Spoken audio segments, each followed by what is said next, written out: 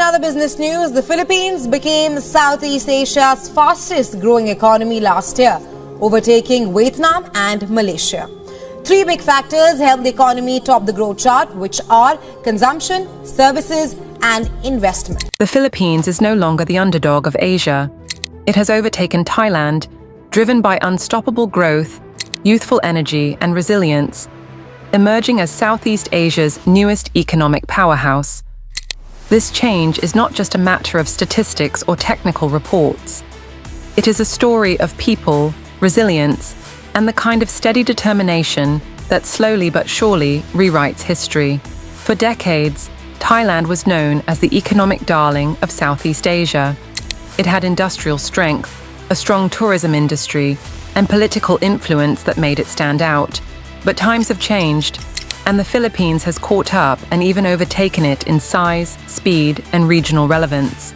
In 2025, the Philippines reached a remarkable milestone. Its gross national income hit over $518 billion, a figure that lifted it past Thailand and placed it firmly as the second largest economy in Southeast Asia after Indonesia.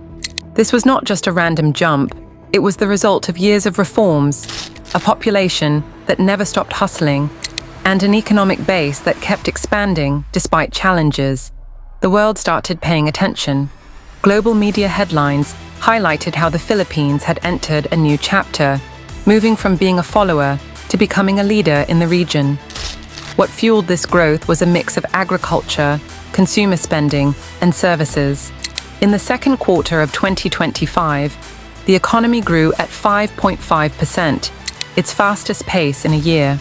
Agriculture alone rose by 7%, a strong comeback after years of weak performance. Farms fed not just people but also markets, and they created a cushion that stabilized inflation. At the same time, Filipino households spent more, with inflation slowly cooling down. Everyday purchases, from food to housing to gadgets, became the invisible drivers of national growth. The energy of consumers kept money moving, businesses alive, and jobs secure.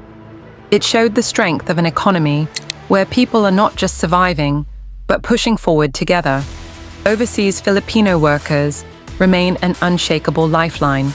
Every year, they send billions of dollars back home, enough to cover almost 9% of the country's total economy. These remittances are not just numbers in banking reports. They are tuition fees for children, hospital bills paid on time, new houses built in provincial towns, and small businesses opened by families who finally had capital to invest. Alongside remittances, the business process outsourcing sector has also been unstoppable. More than 1 million Filipinos serve as the global voice and digital backbone of multinational companies. Every night in call centers, Filipinos keep businesses in the United States, Europe, and Asia running smoothly. This service economy has transformed the Philippines into a modern hub of global operations, exporting skills instead of just products. Financial stability also played its part. By 2025, the debt-to-GDP ratio had gone down to just over 60%, dropping from pandemic highs. This signaled discipline in government finances and restored investor confidence. The International Monetary Fund now places the Philippines among the top 35 largest economies in the world, with a GDP nearing $500 billion. Investors see a country that is not only growing fast, but also keeping its balance sheets in order.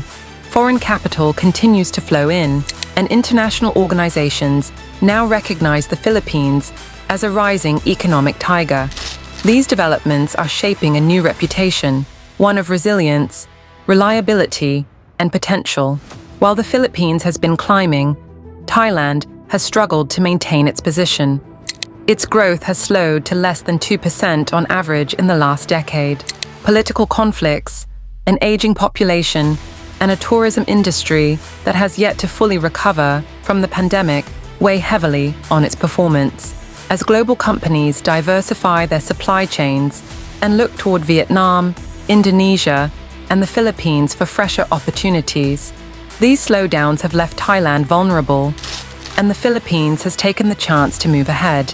The shift in regional power is also visible in demographics. The Philippines has a young and growing population of over 115 million people, with a median age of around 26 years. This youth-driven society brings energy, skills, and a labor force that will fuel growth for decades. Thailand, by contrast, is dealing with an aging society, where the workforce is shrinking and the cost of caring for the elderly is rising. The Philippines has proven that resilience can become strength, that hardship can become fuel for growth, and that a nation once overlooked can step onto the global stage with confidence. Thailand still holds its own advantages and remains a respected player, but the center of gravity in Southeast Asia is slowly shifting. The Philippines is no longer following pace of others. It is setting the pace, and as it continues this climb, it stands as a new Asian power, ready to shape the future of the region and its place in the world. If you enjoyed this breakdown of the Philippines rising as Asia's new power, hit that like button, subscribe now, and stay tuned for more powerful stories shaping our world.